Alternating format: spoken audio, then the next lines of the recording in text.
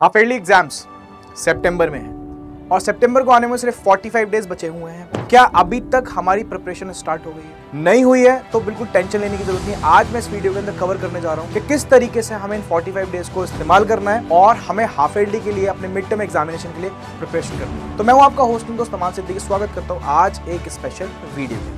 ठीक है, तो अगर बात करी जाए, देखो आज हमें क्या करना है, आज हमें टॉपर्स की स्ट्रेटेजी जाननी है। सर जो टॉपर बनता है बच्चा, ठीक है, उसकी क्या स्ट्रेटेजी रहती है, किस तरीके से वो सारे एग्जाम्स क्रैक करता चला जाता है।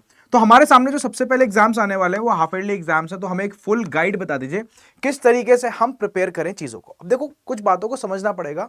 पहले आपको टाइमलाइन डिसाइड करनी पड़ेगी। टाइमलाइन डिसाइड करने के लिए आपको ये जानना पड़ेगा कि आपका बेटा जुलाई आधा निकल चुका है, ठीक है। उसके बाद बेटा आपका अगस्त आपको सिर्फ मिलेगा, ठीक है। और अगस्त के बाद बेटा सीधा अगर मैं बात करूं तो आपके सामने सितंबर आता दिखेगा, ठीक है। अब आपने जून मेरे ख्याल से मिस कर दिया हो, मिस नहीं करा, अच्छे से यूटिलाइज करा तो बहुत बढ़िया बात है। बट अगर आपने इसको मिस कर दिया तो कोई प्रॉब्लम की बात नहीं है। यहां से बेड़ा संभाल लो, जुलाई से बेटा बेड़ा संभाल लो आपको, ठीक है। जुलाई, अगस्त और सितंबर।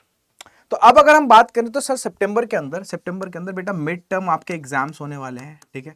और जब बात करते हैं मिड टर्म की तो बेटा आप ये मान के चलो लगभग आपका 60% सिलेबस आना है, यहाँ पे तो आना है, ठीक है। 60% सिलेबस, ठीक है, आपसे पूछा जाएगा। तो आज हम कहाँ स्टैंड करते हैं ये हमें अपने आप से क्वेश्चन पूछना पड़ेगा।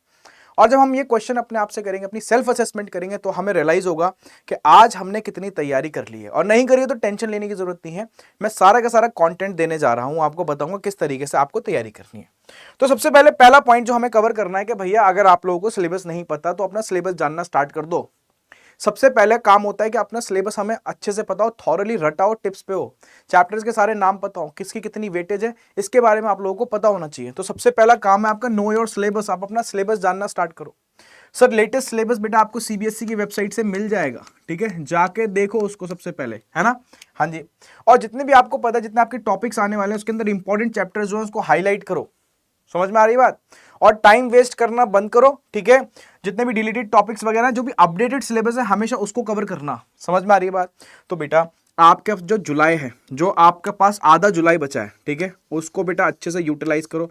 जुलाई के अगर 15 दिन मिल रहे हैं आपको तो बेटा आप ये समझ लो यहाँ पे आप एक हेड स्टार्ट ले सकते हो। क्या ले सकते हो? Head start. अब हेड स्टार्ट का मतलब है बेटा आप दूसरों से आगे निकल सकते हो, अभी भी पूरा चांसेस है, ठीक है। तो सबसे पहले काम आज ही, जैसी ये वीडियो देखना, जैसी ये वीडियो आप लोग पूरी अच्छे से देख लो, सबसे पहला काम है कि अपना सिलेबस अच्छे से गो थ्रू करो सारे सब्जेक्ट्स का, whether it is economics, whether it is accounts और बिजनेस स्टडीज, ठीक है। मैं इन 3 सब्जेक्ट की बात करूंगा अभी, ठीक है। हाँ जी सर। जब सिलेबस आप गो थ्रू कर लो तो आपको थोड़ा सा कॉन्फिडेंस आएगा, हाँ मेरे को पता चल गया है कि क्या क्या चीजें हमें पढ़नी है। तो आप तब क्या कर सकते हो, अपना एक रियलिस्टिक स्टडी प्लान बना सकते हो। अदरवाइज नहीं बन पाएगा वो रियलिस्टिक स्टडी प्लान, ठीक है। हाँ, तो आपको क्या करना है बेटा, क्रिएट करना है सब्जेक्ट वाइज टाइम टेबल आपको बनाना है। क्या मैंने टाइम टेबल ऑलरेडी आपको दे दिया? प्रीवियस वीडियोस में जाके देख लेना, मैं टाइम टेबल ऑलरेडी दे चुका हूं किस तरीके से आपको पढ़ाई करनी है अपनी। 2 वीडियो मैंने ऑलरेडी दे दी हैं आपको, तो उन वीडियोस को देखो, आपको पता चल जाए किस तरीके से टाइम टेबल अपना सेट करना है, ठीक है। तो आप ऐसे कर सकते हो, एक मेजर सब्जेक्ट और एक माइनर सब्जेक्ट, इस तरीके से बैलेंस बना सकते हो। मैंने कुछ टेक्निक भी दे रखी है बेटा, आप 60-10 रूल भी यूज कर सकते हो। सर 60 बेटा 60 मिनट्स की आपने स्टडी करी, ठीक है, हाँ, और 10 मिनट का आपने ब्रेक ले लिया, ठीक है। 10 मिनट का आपने क्या ले लिया? ब्रेक, बस। इस तरीके से बेटा आप स्टडी को अपने कैरी फॉरवर्ड कर सकते हैं, कोई प्रॉब्लम की बात तो नहीं। तो 60-10 रूल यूज करो, ठीक है, बहुत अच्छी स्टडी होगी। 1 घंटे पढ़ो, 1 घंटे में कोई भी ब्रेक नहीं, फिर 10 मिनट का ब्रेक, फिर 1 घंटा 10 मिनट का ब्रेक। ये 60-10 रूल बहुत इफेक्टिव है पढ़ाई में, ठीक है। हाँ, और कोई भी ऐसा सब्जेक्ट ना रह जाए जिसको आपने कवर ना करो। पूरे वीक के अंदर सारे के सारे सब्जेक्ट कवर हो जाने चाहिए एनी हाउ, ठीक है। हाँ, अब देखो हम जब पढ़ते हैं, हम देखो हमें आपको एम अपना क्लियर होना चाहिए। अगर आप अपने मिड टर्म एग्जाम्स के लिए पढ़ रहे हो, ठीक है, मिड टर्म एग्जाम्स के लिए, तो पहले आपको ये तो पता होगा कौन कौन से चैप्टर्स आ रहे हैं, है ना, सब पता होगा आपको। और उन चैप्टर्स में आप सबसे पहले वेटेज चेक कर लो। क्या चेक करनी है आपको? वेटेज। जब आप वेटेज चेक कर लोगे तो आपको पता चल जाएगा कि भाई कौन कौन से टॉपिक ज्यादा इंपॉर्टेंट है, कौन कौन से टॉपिक ज्यादा मार्क्स होल्ड करते हैं। तो उन टॉपिक्स को अच्छे तरीके से गो थ्रू करना आप लोग स्टार्ट कर दीजिए, टाइम नहीं है बिल्कुल भी, ठीक है। हाँ, तो हाई वेटेज टॉपिक्स पे फोकस करना है, डिफिकल्ट टॉपिक्स को जल्दी उठा लो। एंड टाइम पे डिफिकल्ट टॉपिक्स हमें समझ नहीं आते हैं, तो स्टार्टिंग में ही पकड़ लो डिफिकल्ट टॉपिक्स को, ठीक है। और अगर आपके स्कूल के कुछ प्रीवियस पेपर्स हो, ठीक है, कुछ स्टूडेंट्स के पास तो ले लो भैया, तो आप लोगों को पता चल जाएगा कि आपके स्कूल वाले जो है किस तरीके से पेपर बनाते हैं, ठीक है। तो स्कूल के अपने प्रीवियस हाफ ईयरली के पेपर ले लो, PYQs ले लो, ठीक है, किसी स्टूडेंट से जाके ले लेना, मांग लेना, ये बहुत इंपॉर्टेंट बात है। अपने सीनियर्स के पास जो अप्रोच करो कि प्रीवियस ईयर के हाफ ईयरली के एग्जाम जो हुए थे उनके पेपर्स पढ़े, वो ले लो, एक बार देखना स्टार्ट करो किस तरीके से आपके स्कूल में टीचर्स पेपर बना रहे हैं, उनको गो थ्रू करो, ठीक है। हाँ, करने के बाद भाई सीधा काम है, सीधा शॉर्ट नोट्स पे कूद जाओ, ठीक है, पढ़ाई स्टार्ट करो। और पढ़ाई स्टार्ट करते करते आपको क्या बनाना है, शॉर्ट नोट्स। ये मैंने पिछली वीडियो के अंदर भी बताया था कि शॉर्ट नोट्स पे काम करना स्टार्ट कर दो। मैं पूरे साल बोलूंगा कि आप लोगों के पास कॉपी होनी चाहिए अपनी, जिसके अंदर आपने अपनी हैंड राइटिंग से क्या बनाया है, नोट्स बनाए हैं।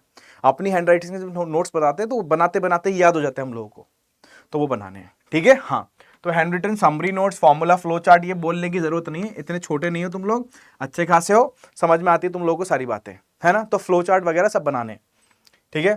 तो सारे सब्जेक्ट्स कवर करने, चाहे बिजनेस स्टडीज, इकोनॉमिक्स वगैरह कुछ भी हो, माइंड मैप्स वगैरह बना लेना, ठीक है। हाँ, और क्या करने हैं, डेफिनेशंस, लॉज, डायग्राम्स, ये कीवर्ड्स वगैरह उसके अंदर मार्क करते रहना, लास्ट टाइम के रिवीजन के लिए काम आते हैं, क्विक रिवीजन हो जाता है इन चीजों से।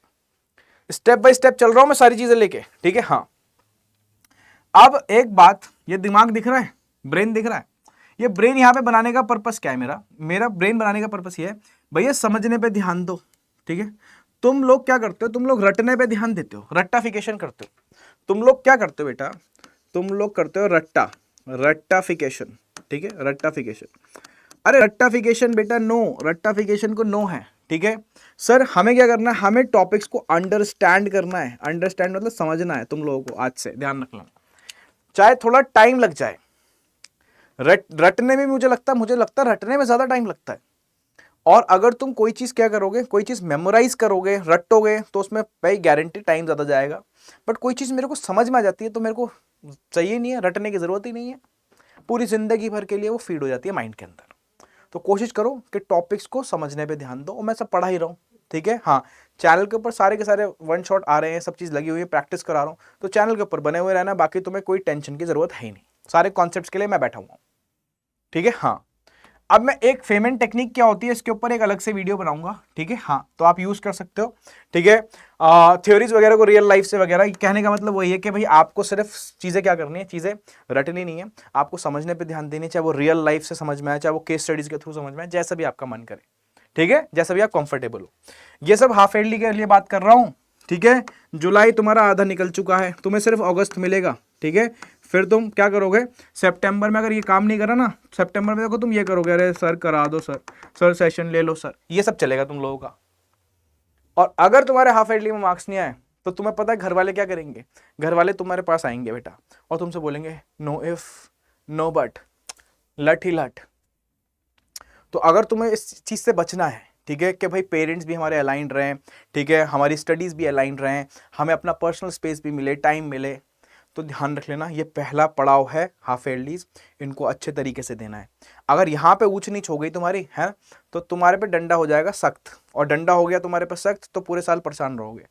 तो कहने का मतलब क्या है, कहने का मतलब ये है कि भाई हाफ ईयरलीज को ढंग से तमीज से देने, अच्छा स्कोर करके पेरेंट्स सेटिस्फाइड, सब सेटिस्फाइड, हम भी रिलैक्स्ड, और रिलैक्स माइंड से ही पढ़ाई करी जाती है, ठीक है। हाँ, बिल्कुल प्रैक्टिकल बात बोल रहा हूँ सर। PYQs लगा लेना, ठीक है। अदरवाइज मैं आपको सजेस्ट मैंने कर दिया कौन से PYQs लगाने। अभी PYQs आपको अपने स्कूल वाले लगाने, ठीक है। हाँ, स्कूल के जो हाफ ईयरली एग्जाम्स हुए थे लास्ट ईयर में, ठीक है, किसी स्टूडेंट के पास जाओ जो आपका सीनियर है, उससे ले लो, वो दे देगा आपको, ठीक है। समझ में आ गई बात, उससे PYQs लगा लो, ठीक है। अब आपका काम है बेटा, ये लास्ट के टाइम का काम है, ठीक है, जब आपके क्या आ जाए, पेपर आ जाए, तो आपको रिवीजन करना है स्मार्टली, ठीक है। हाँ, तो एक्टिव रिवीजन करना है, ठीक है, पैसिव रिवीजन नहीं करना, अच्छे तरीके से नहीं करना, ये रीडिंग लगा रहे हो बस, रीडिंग नहीं, समझ के काम करना है, ठीक है। चाहे तो क्विजेस कर लो, MCQs वगैरह, MCQs आपको सॉल्व करने हैं, कहीं से क्विजेस मैं कराता रहता हूँ, मेरा टेलीग्राम चैनल है, उस पर आ जाओ, ठीक है। टेलीग्राम चैनल है मेरा aman_sir_अड्डा 247, आ जाओ इस पे, ठीक है, लो क्विजेस लो बढ़िया तरीके से, ठीक है। यहाँ पे MCQs देता रहता हूँ, करते रहना, है ना। तो ये मेरा टेलीग्राम है TG, ठीक है। हाँ जी सर इतनी बात समझ में आ गई। फ्लैश कार्ड्स मतलब रिवीजन के लिए, ठीक है, वीडियोस लाऊंगा वो देख लेना। ओरल टेस्ट, अरे फ्रेंड्स बैठा करो, आपस में डिस्कशन कर लिया करो टॉपिक्स को लेके, तो उससे क्लियर हो जाएंगे। ठीक है। हाँ, और कुछ अगर मिस्टेक्स हुई हैं आपकी जब आप मॉक टेस्ट दे रहे थे, उनको ढंग से देखे रखना। ठीक है, इतनी बात समझ में आ गई, क्लियर है। तो लास्ट बात मेरे सामने यही आती है कि आप लोगों को एक बात बता दूं, मैं दोबारा से रिपीट कर रहा हूं इस बात को, कि जुलाई में सिर्फ मान लो 15 दिन तुम लोगों के पास है, मान लो वो भी नहीं बचे। जब तक वीडियो देखोगे तब तक हो सकता है वो भी निकल गया हो। दूसरी बात, उसके बाद अगस्त में आपको पूरा महीना मिलेगा, फिर सितंबर से बेटा दे दनादन दे दनादन, पेपर ही पेपर, पेपर ही पेपर। तो ध्यान रखो, ठीक है। आज सितंबर देखो थोड़ा दूर है, आज तुम लोग यहाँ पे हो और तुम लोगों को ये बात यहीं पे पता चल रही है। तो जब तक यहाँ पहुंचोगे अपने आप को रेडी कर लो, वरना मैंने तुम लोगों को बता दिया है, अगर यहां से सिस्टम बिगड़ना स्टार्ट हुआ तो संभालना भारी पड़ जाता है पूरे साल।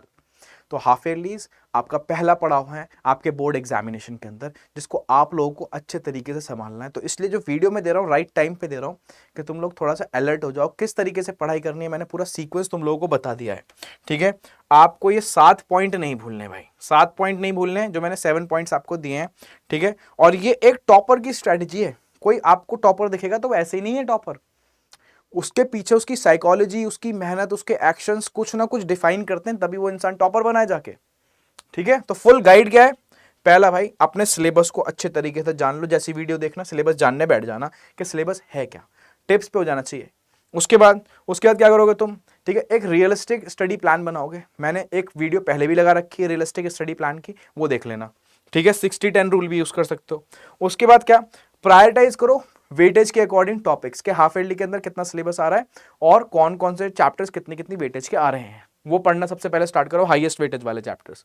शॉर्ट नोट्स बना लेना, लास्ट टाइम पे कहाँ से पढ़ा था, कौन सी बुक से पढ़ा था नहीं मिलेगा, जब पढ़ रहे हो उसी टाइम नोट्स बनाने हैं। ठीक है, हाँ जी। अच्छा, उसके बाद क्या करना है?